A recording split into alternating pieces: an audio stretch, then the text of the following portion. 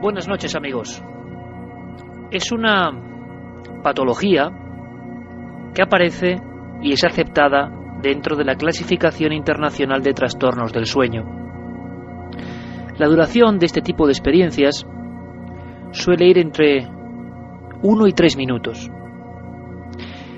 Algunos estudiosos, que no hay muchos, aseguran que entre el 50 y 60% de las personas han sufrido en alguna ocasión, en diferentes tramos de su vida, estas molestas, estas inquietantes parálisis del sueño. En ese umbral, entre la conciencia y la aparente inconsciencia, en los brazos de Morfeo, en ese mundo que se abre cada noche ante nosotros, ocurren algunas cosas que a veces no se desligan de la realidad. Es como si una finísima membrana separase lo diurno de lo nocturno en nuestra mente, y los seres nocturnos que pueblan nuestros miedos a veces aparecen. No deja de ser curioso el hecho de que muchos de esos seres son idénticos desde el principio del tiempo. Muchas de las figuras que aparecen hoy, quién sabe si esta misma noche, en diferentes puntos de España o del mundo, adornando los terrores nocturnos, son calcos de lo mismo que asombraba los cerebros de los babilónicos, de los etruscos, de los mayas, de los egipcios, de todas las culturas. Es como si el arquetipo inconsciente, los extraños cromos o postales de los horrores apareciesen por algún motivo. ¿Simples miedos? Es lógico pensarlo. ¿Qué nos dice la ciencia? Estamos, amigos, ante un tema clásico, y lo sabéis, del mundo del misterio. Un tema que tuvo un empujón importante hace ahora 25 años, cuando en Estados Unidos algunas personas empezaron a tener auténticos shocks o estrés postraumático por continuas visitas de este tipo de terrores. La vida diurna, la vida lógica, la vida racional, cambiada, marcada, a veces machacada por lo que ocurría en mitad de la noche, por lo que ocurría en algo que es mucho más que un término científico. Dicen que los sujetos que sufren la también molesta narcolepsia tienen una especial vinculación al mundo de la parálisis del sueño. En los niños se ha hablado de terror nocturno, en los adultos de visiones hipnagógicas o hipnopómpicas. ¿Qué son? ¿De dónde vienen? ¿Por qué en la mente antigua, no acostumbrado a los términos ni a los códigos, también se aparecían? ¿Están ahí desde siempre? ¿Qué sabemos hoy de los umbrales del sueño? ¿Hemos avanzado mucho o, por el contrario, como en tantas otras cosas, seguimos en mantillas? Yo no lo sé, pero por eso hemos empezado con un caso tipo, el de Sonia. Por ejemplo, en África se habla de cuando el diablo sube a tu espalda. Por ejemplo, en algunas culturas de Asia se habla del demonio del aplastamiento. Por ejemplo, y lo sé, las miles de personas que ahora mismo estarán diciendo y pensando, quizá entre sábanas, quién sabe, eso, oiga, eso lo he vivido yo.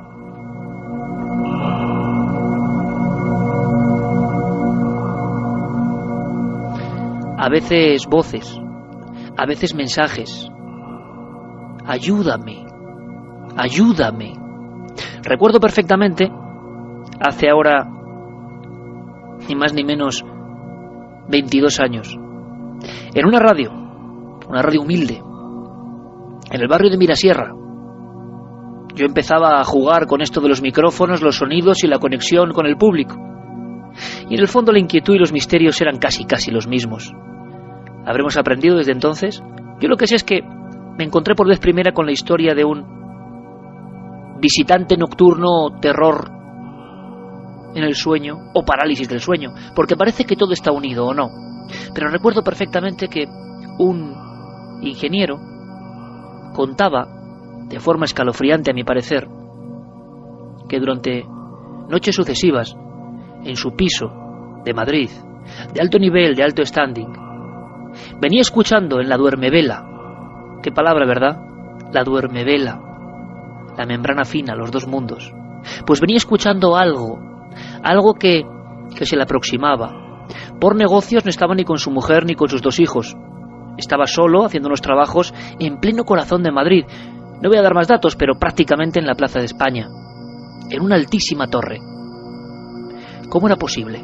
Hacia las 3 de la mañana y con milimétrica insistencia se escuchaba una voz femenina, o muy cerca de la cabecera de la cama o al otro lado de la fina puerta del apartamento, pero en su propio domicilio, y ahí no había nadie.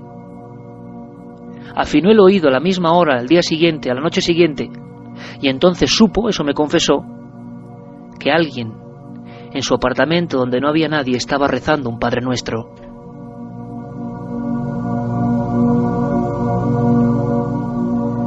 Y el rezo, el Padre Nuestro, se mantuvo durante varias noches. El terror de este hombre fue increciendo, y entonces tenemos que suponer con mente lógica, ese terror añadido le hizo ver lo que vio, o lo que vio estaba ahí, y simplemente le estaba preparando para tener la visión, para entrar en ese otro lado del espejo. Yo solo sé que aquel hombre, con lágrimas en los ojos, me confesó que a la cuarta noche tuvo el valor, el tremendo valor, de incorporarse.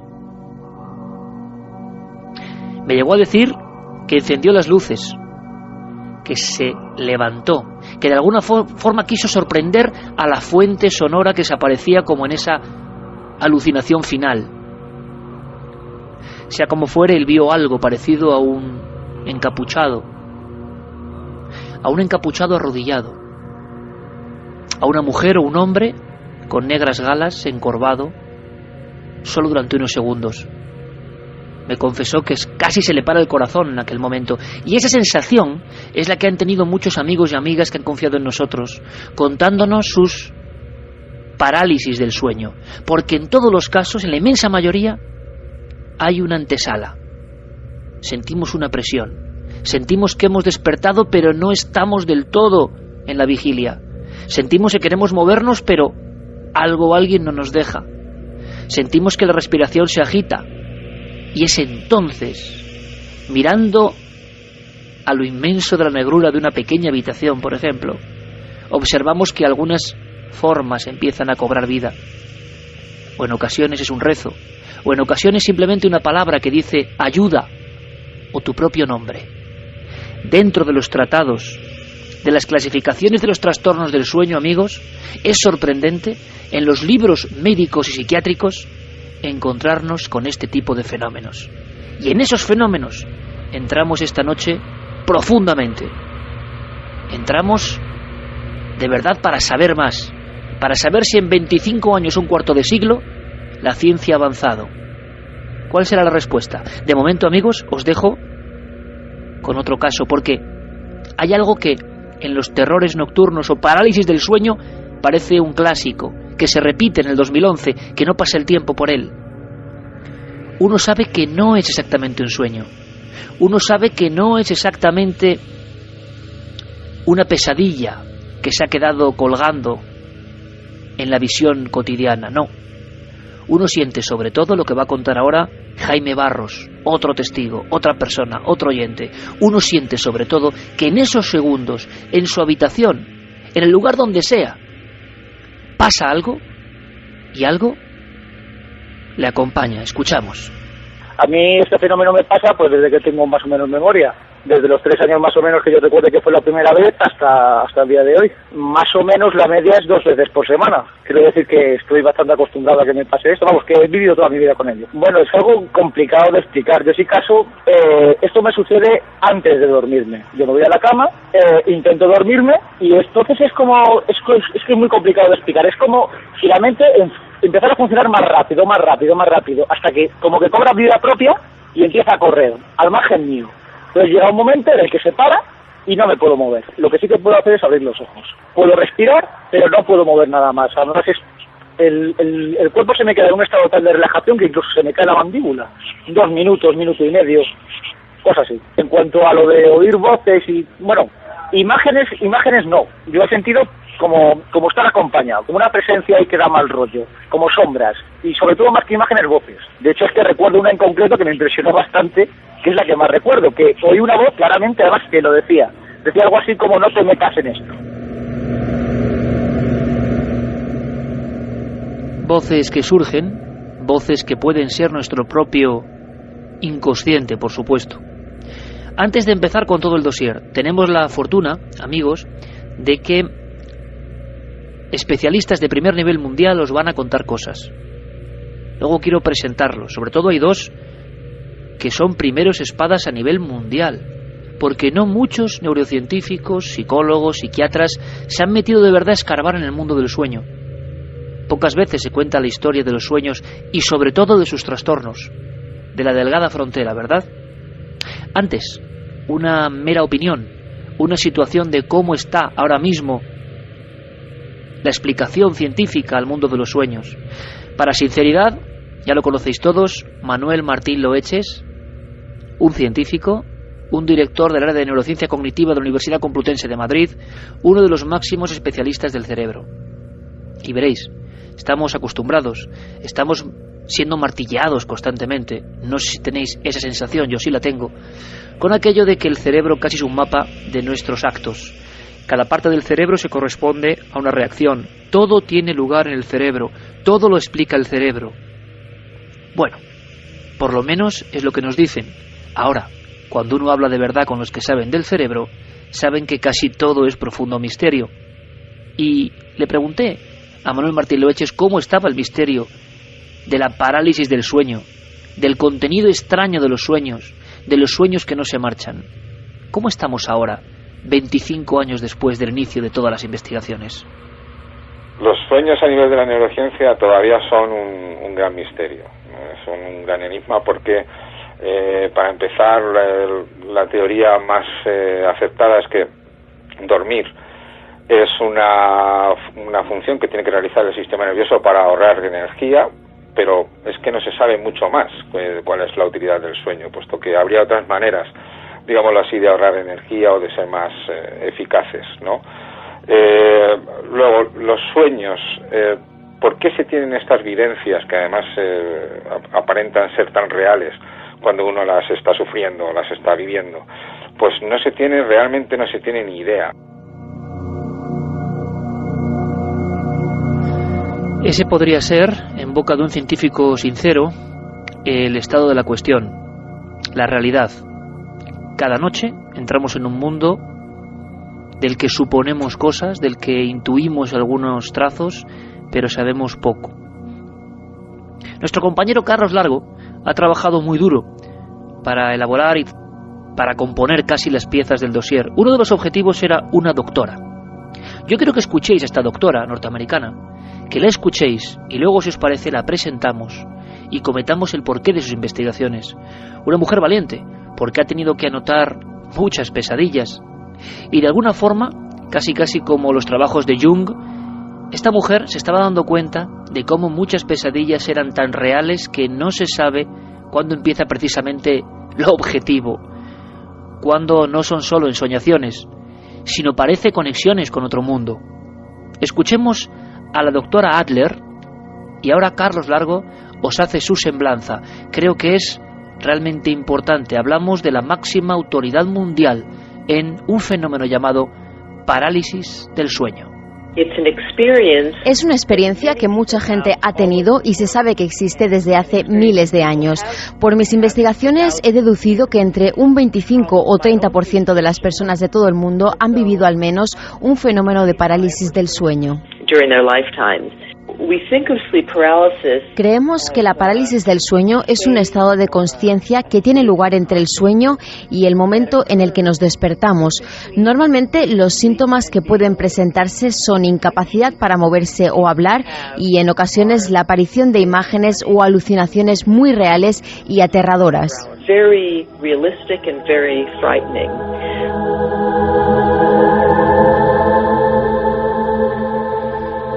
Carlos Largo, compañero, buenas noches. Buenas noches, Iker.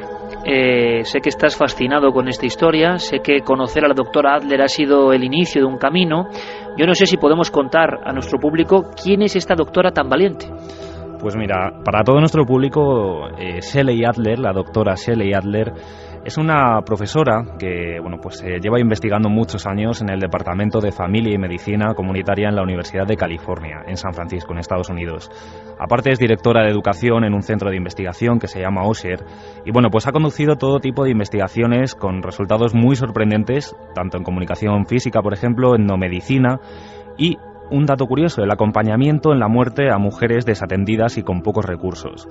Pero quizá el campo en el que se ha conocido y ha tenido mayor fama y mejores resultados ha sido en el campo que estabas hablando, en el de la parálisis del sueño, la investigación de las pesadillas, el efecto nocebo y las conexiones que muchas veces hay entre el cuerpo y la propia mente. Ha publicado un libro, es autora del libro precisamente que se titula así, Parálisis del sueño, y la verdad es un trabajo completísimo, una investigación de más de 15 años, haciendo entrevistas, haciendo viajes, hablando con todo tipo de ciudadanos de todo tipo de nacionalidades y es un complejo muy muy importante en cuanto al estudio de los sueños y de todos los sucesos que ocurren cuando se hace de noche y vienen nuestras mayores pesadillas. Decía el gran Francisco de Goya en uno de sus más célebres grabados, aquello de el sueño de la razón produce monstruos. Muchos pensaron que era una clave política o incluso un alegato en favor del racionalismo. Cuando uno investiga a Goya, y os puedo asegurar, amigos, y no es no es lanzarme ninguna flor, pero aquí tengo unos 150 libros de Goya que me observan, he intentado comprender al personaje, nada más lejos del racionalismo que el gran don Francisco. Él decía que cuando la razón pasa a ese otro estado, cuando estamos en un mundo donde no podemos dominar con la lógica, y tanto que aparecen los monstruos. Vaya monstruos. La pregunta es, ¿tienen un mensaje para nosotros? ¿Tienen una cualidad terapéutica incluso para el individuo? ¿Vemos cosas por algo que sucede en nuestro interior o esas cosas pertenecen al exterior? ¿Son universales absolutamente? ¿O cada pueblo, cada raza las interpreta de una forma? ¿Se han construido religiones a través de estas apariciones? ¿Son quizá el inicio de las propias religiones? ¿Desde siempre aparecen en lo más profundo de la infancia? ¿O se unen a nosotros, por ejemplo, en mitad de la vida? De repente, nunca uno ha tenido parálisis del sueño, se cree libre de eso y una noche ve que algo le presiona el pecho, que no se puede mover, mira hacia los pies de la cama y quizá es probable que vea una sombra que le vigila, simplemente una sombra. Sería el caso arquetípico, una sombra sin cara, una sombra alta, una sombra en la esquina de tu habitación, una sombra que te mira, que está ahí, tú sabes que está ahí. ¿Qué significado tiene esto? A partir de ahí, hipótesis todas las que queráis. Otro aragonés, como Goya, es nuestro querido amigo Javier Sierra. Javier, buenas noches. Muy buenas noches, Iker. Javier, hace 25 años, y ahora hablaremos más adelante de esta especie de nueva etapa, algo pasa en Estados Unidos, que esto que ya era conocido, aunque siempre marginado, en los libros de psiquiatría, en los libros de medicina, cobra una corporeidad, cobra un nuevo salto, se accede a una nueva dimensión. Son personas que incluso fundan asociaciones porque el temor a lo que ocurre por las noches, el temor a esas visiones, se convierte casi en problema de orden social. Lo que pasa me está mirando en estos momentos, porque tengo sobre la mesa un ejemplar de un libro que se publicó en 1987 en Estados Unidos, al año siguiente en España, que se titula Comunión, de Whitley Strieber. En la edición americana venía con un subtítulo todavía más inquietante, que era Una historia real, y una imagen que, se ha convertido casi en un arquetipo. Fue la imagen de unas criaturas que Whitley Strieber, famoso entonces escritor de novelas de terror, de ciencia ficción y en aquel momento también de novelas con cierto contenido ecológico, incluso de alegato antiamericano, estaban llegando a todo el público internacional. Y en esa imagen que me está ahora mismo contemplando distingo dos ojos almendrados, muy rasgados hacia los lados, con un brillo en las pupilas misterioso. No distingo muy bien el rostro porque está tapado por la tipografía de las letras del título y del autor, y lo que sí que tengo es la sensación de estar vigilado, una sensación que es sutil por el diseño de la imagen y que cuando uno atraviesa esa cubierta y lee lo que viene después, ya no se convierte en algo tan sutil, se convierte en algo mucho más presente. Efectivamente, Strieber tuvo contacto con algo. Él, 25 años después, nos contará esta noche que todavía no sabe qué es. Si eran extraterrestres, si era fruto de su imaginación, si era una experiencia onírica o si era una conspiración para acabar con su vida. No lo sabe todavía y eso lo convierte en un terror más que nocturno. Fantástico, Javier, fantástico, porque otro bombazo, Strieber en persona, nos va a contar 25 años después lo que vivió, la interpretación, la reflexión. Porque fijaos, amigos, un médico estudioso, erudito francés, bautizó el tipo de visiones que pueden acontecer en ese umbral del sueño como hipnopómpica o hipnagógica.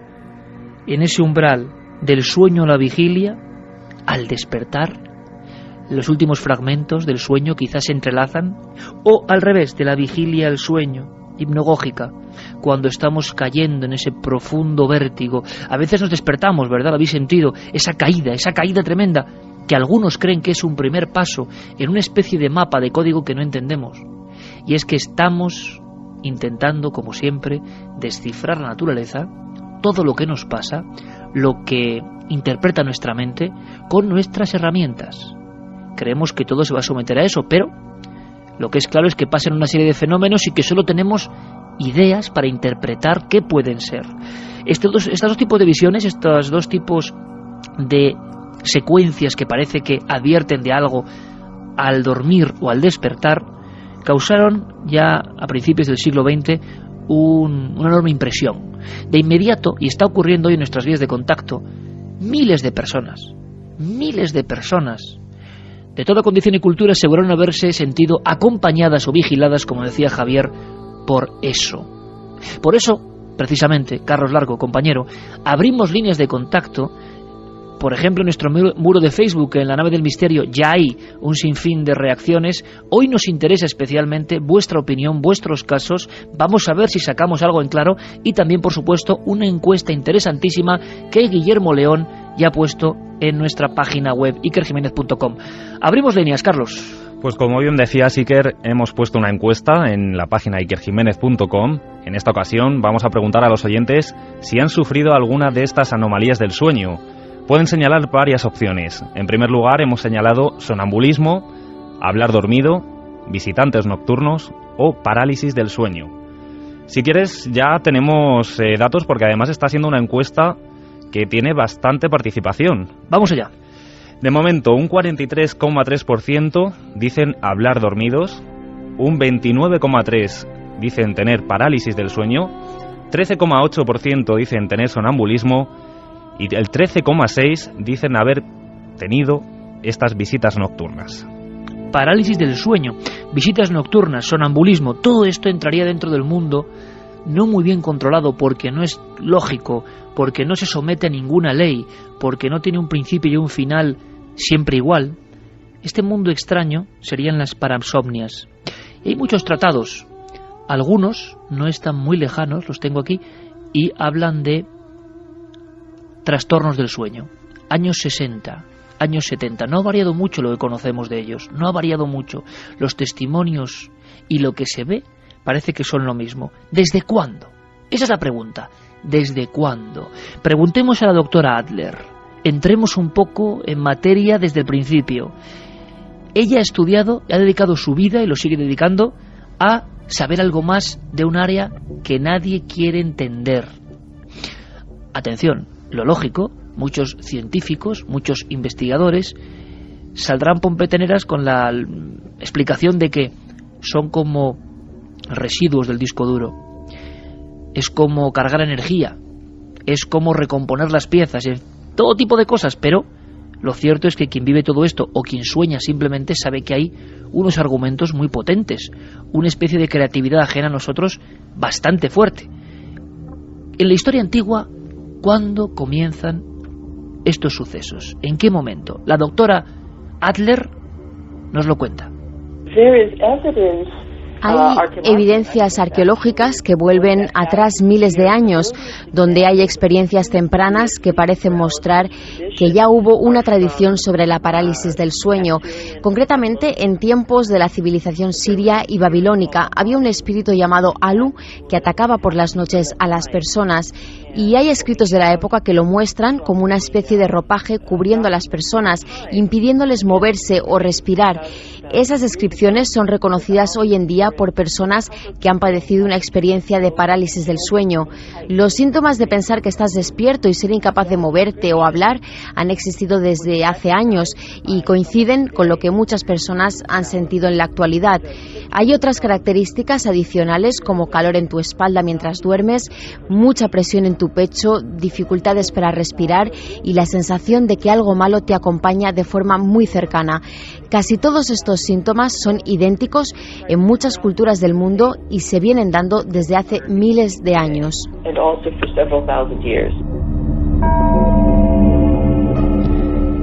No deja de ser interesante, ¿verdad? No deja de ser curioso.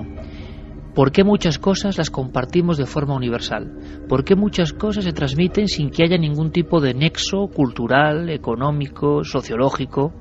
¿Por qué aparecen en nuestra mente, esa mente maravillosa, esa mente tan compleja que parece que nada puede alcanzar a sus maravillas? ¿Por qué también la mente tiene esa pequeña portezuela donde a veces ocurren cosas desagradables, desde luego? Porque si hay un nexo común, que lo hay, es que todos los que sufren la parálisis del sueño lo pasan francamente mal. Pero amigos, esta noche también hemos hablado con especialistas para arrojar y dar un poco de luz, para saber cómo se puede mitigar ese sufrimiento. Porque esto no es un tema del misterio para que la gente diga, uy, qué escalofrío. Hay que ir un poco más allá. Hay gente que lo pasa mal de verdad. Ha habido gente con brotes psicóticos. Ha habido experimentos de cómo las experiencias de sueño REM llegaban a un nivel de atacar incluso el sistema neurológico del cerebro que provocaban graves daños. ¿Hay pesadillas que pueden matar? ¿Hay pesadillas mortales? ¿Es mito o realidad? Solo os digo que os vais a sorprender. Vamos a hablar de casos concretos, pero se hablaba del dios Alu. Si uno va al British Museum y contempla los increíbles frisos y lo que trajeron de esas primeras ciudades de la humanidad, se dará cuenta, observando atentamente, que los espíritus, los espectros, aparecen también. Alu es simplemente como una manta volandera, ¿os la imagináis? Como una especie de hoja muerta con forma vagamente humana, como una especie de envoltorio que vuela buscando a su próxima víctima, como una especie de mano amorfa, oscura, que cae sobre un hombre que está durmiendo. Pero es que esto ocurre hace 5.500 años. No deja de ser intrigante. Javier, yo no sé si examinando, buscando esas pistas que dice la doctora Shelley Adler, encontramos a esos primeros seres de la pesadilla, del trastorno, y para muchos, cuidado, esos emisarios. Nuestra mente científica ha desalojado cualquier capacidad de que eso tenga un sentido. Estamos desde hace 200 años en pensar que esos son, de alguna forma, residuos de nuestra mente.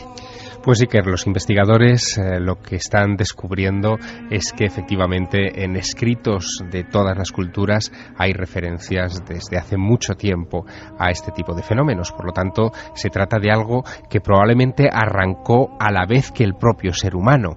En México, por ejemplo, a este tipo de fenómeno hoy en día, de manera popular, se lo conoce como la subida del muerto, porque lo que describen los testigos es que algo se te sube encima, te paraliza, no te deja moverte y parece que te succiona la energía, ¿no?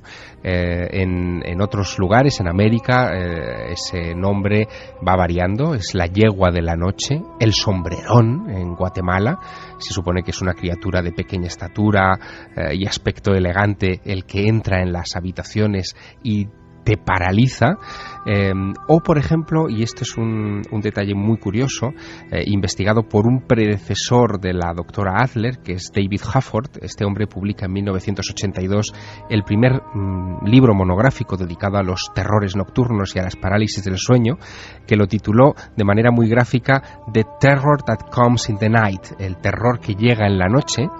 Y él hablaba de cómo se había encontrado en islas de Canadá con el relato de la vieja bruja, una señora que atacaba fundamentalmente a niños y ancianos en el interior de sus dormitorios, los paralizaba y de nuevo también les robaba la poca o mucha energía que tuvieran. Pero fíjate, podemos dar un paso más. Hay textos, algunos muy tradicionales, que esconden información sobre trastornos del sueño. Por ejemplo, La Bella Durmiente. No sé si en alguna ocasión incluso nuestros oyentes se han detenido a pensar en ese cuento, ¿no?, en el que una muchacha queda dormida durante una gran cantidad de tiempo hasta que, bueno, llega el príncipe y la despierta con un beso. Bueno, pues el tema de la Bella Durmiente, el hecho de que una persona pueda dormir ininterrumpidamente durante un largo periodo de tiempo, y que encontramos también en otros mitos como el cuento de Washington Irving de Rip Van Winkle, un aldeano que se queda dormido 20 años bajo un árbol a poco de que comience la revolución por la independencia de los Estados Unidos y se despierta dando gritos a favor de Jorge III, el rey de Inglaterra, sin saber que ya las colonias ya no existen. O el mito de los 7 durmientes de Éfeso, que es paleocristiano, donde 7 cristianos son perseguidos por un emperador y se despiertan en una cueva en la que se refugian años más tarde, siendo ya la cristiandad gobernado por otro. Bueno, pues esto parece que tiene una conexión con un síndrome que hoy tiene un nombre moderno, es el síndrome de Klein-Levin. Aproximadamente, es un síndrome muy raro, se conocen muy pocos casos, pero se da siempre en la adolescencia. Personas que pueden caer dormidas durante 22 horas al día, apenas se despiertan 2 o 3 horas para asearse, para comer algo y vuelven otra vez a caer indefectiblemente dormidos. Ese sueño paralizante también puede llegar a durar, Iker, 1 década. Hay casos de 1 década investigados en hospitales en Estados Unidos y en Europa, y que no tiene explicación para los científicos, no saben por qué se da. Es otro de esos expedientes a sumar a la enorme cantidad de anomalías del sueño que conocemos.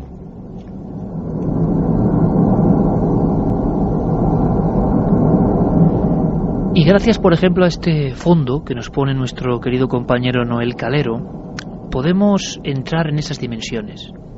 Es un poco la idea. El mundo del sueño no se parece en nada al mundo lógico. Hubo muchos filósofos que hablaron de si la vida realmente, la vida cotidiana era el sueño, y lo que de verdad estaba ocurriendo nos pasaba bajo las sábanas y en mitad de la noche.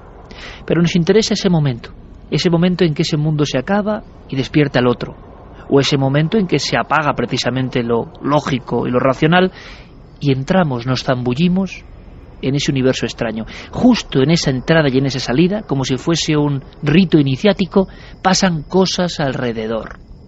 Cosas que a veces no nos abandonan. Cosas que provocan una angustia que ha hecho que haya departamentos de investigación de los traumas o shock por terrores nocturnos, sobre todo en Estados Unidos. Y vamos a Estados Unidos para hablar con Stanley Krippner, una de las autoridades mundiales dentro de la psicología de la Universidad en San Francisco, porque es uno de los primeros que también se metió a fondo en el tema de las pesadillas. ¿Por qué ese corpus de pesadillas que aparecen personas que no tienen ninguna noción cultural, que no tienen ningún tipo de unión de estímulos, que no viven en el mismo universo? ¿Por qué esas personas cuentan que se les aparece el mismo individuo? ¿Por qué algunas personas describen cosas que son las mismas, con la misma iconografía, con el mismo aspecto, por ejemplo, de esa manta volandera?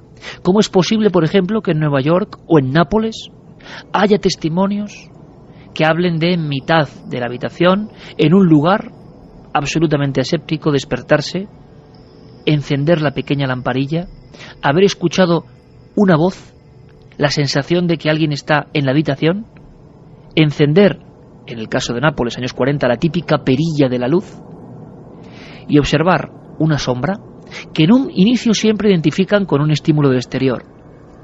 El sujeto pone la espalda contra el cabecero, afina la mirada y se da cuenta de que no, de que esa sombra es perfectamente tridimensional, de que esa forma es una especie de llama negra que está observándole. Poco a poco se va reduciendo y desaparece convertido en un punto, como quien apaga la televisión. ¿Cuántas veces en muchos de los fenómenos extraños que tanto nos gustan y perseguimos, los testigos, incluso en plena vigilia, han dicho aquella imagen de un niño que miraba, aquella imagen de un individuo en la esquina de la habitación se apagó, uniéndose en sí mismo hasta acabar de una forma atomizada, como cuando se apaga la televisión? Las entradas y salidas de este mundo, sea lo que sea eso, que yo no lo sé, se corresponde con una serie de patrones que llegan a angustiar, que llegan a provocar en la vida lógica y diurna auténticas anomalías orgánicas. Stanley Krippner llegó a hablar de posibilidad de pesadilla mortal. ¿Puede ser una pesadilla tan fuerte como para eso? Vamos a escucharle. Lo que podría ocurrir es que si una persona que padece una afección del corazón y es débil tiene una pesadilla, podría tener un ataque cardíaco fatal. Esto es posible porque las pesadillas son terroríficas y pueden aparecer inmediatamente, junto a otras reacciones físicas. Pero de nuevo, quiero remarcar que nunca podemos saber el número de personas que lo han sufrido, porque han muerto y no pueden contárnoslo. Ahora, debo decir que hay pesadillas problemáticas. Personas que han tenido experiencias traumáticas normalmente tienen pesadillas en las que reviven su trauma una y otra vez. Por ejemplo, si han sufrido un atraco o robo, si han vivido un secuestro, un accidente de coche o una guerra, esto se llama trastorno de estrés postraumático. Y sí, necesitan tratamiento y terapia, porque no desaparece por sí solo. Están integrados de forma tan profunda en la mente de las personas que no es posible que desaparezcan sin algún tipo de ayuda externa. External help, some therapy, some working out.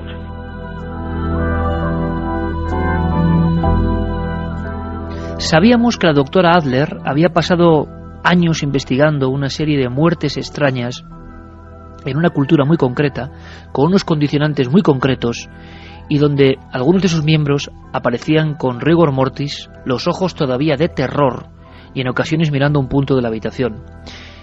Habían sufrido un infarto u otro tipo de anomalías o shocks internos, con la sensación, a decir de los familiares incluso, de que extraños visitantes accedían a su mundo en la noche.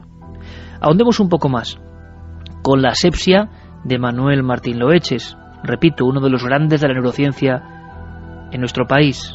Los científicos más lógicos pueden llegar a imaginar pesadillas tan intensas, tan indistinguibles de la realidad que pueden provocarnos un infarto. ¿Esto es posible? ¿O nos encontramos con anomalías, digamos, que rozan la leyenda urbana? Escuchamos a Manuel Martín Loeches. Entonces, si el cerebro está viviendo experiencias aterradoras o está viviendo situaciones angustiosas y una persona padece ciertas enfermedades coronarias que facilitarían de alguna manera la presencia de un infarto o de alguna situación grave, sí sería posible que ocurriera en algunas personas.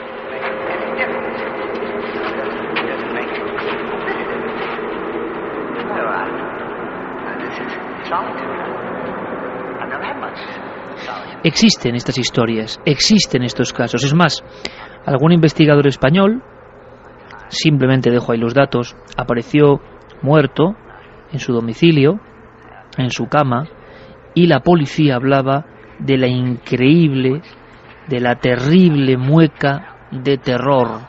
Y era un terror que no parecía ser simplemente elaborado por el dolor.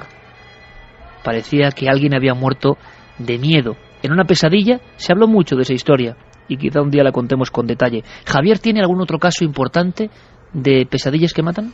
Pues un caso que además finalmente no se saldó con resultado de muerte, pero que sí supimos que fue motivado por una pesadilla. Fíjate, es un caso vivido en primera persona por Peter Polansky. Hoy en día es el segundo mejor tenista de Canadá, un tipo de 1,80 metros de altura, que tiene 23 años y que hace 5, a los 17, cuando él estaba jugando en la Copa Davis, en un torneo entre Canadá y México, tuvo una experiencia de este tipo. Se fue a dormir a su hotel para descansar y prepararse para el partido del día siguiente, y lo siguiente que se supo de él es que se había lanzado a través del cristal de la ventana de su hotel en un tercer piso contra el jardín que había en el exterior.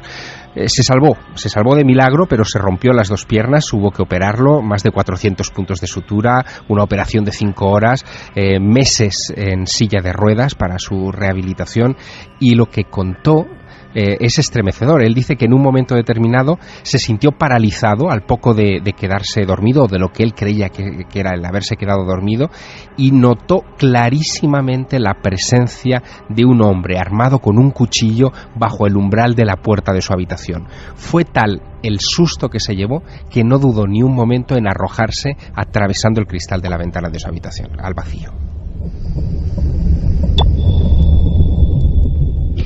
¿Simples delirios, simples alucinaciones, o esos son términos que son útiles, que son grandes cajones de sastre y donde vamos metiendo todo lo que no acabamos de entender?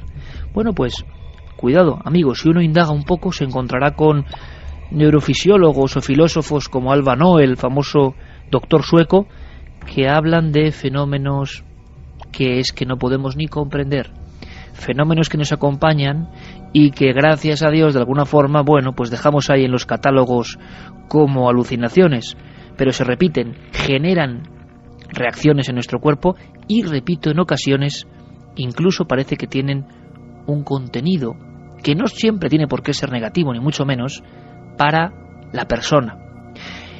Una investigación en una cultura, la doctora Adler. Ahora Carlos Largo nos va a dar más datos, pero que ella nos adentre en una de las historias más sorprendentes que se han conocido en la investigación del mundo de la parálisis del sueño. Una comunidad que parecía muy proclive a tener este tipo de dolencias o patologías, los Hmong. Que lo cuente ella, doctora Adler. No parece haber evidencias que prueben que la parálisis del sueño pueda ser lo suficientemente peligrosa como para matar a una persona. Lo que mi investigación ha demostrado es que en determinadas circunstancias y existiendo algunas condiciones previas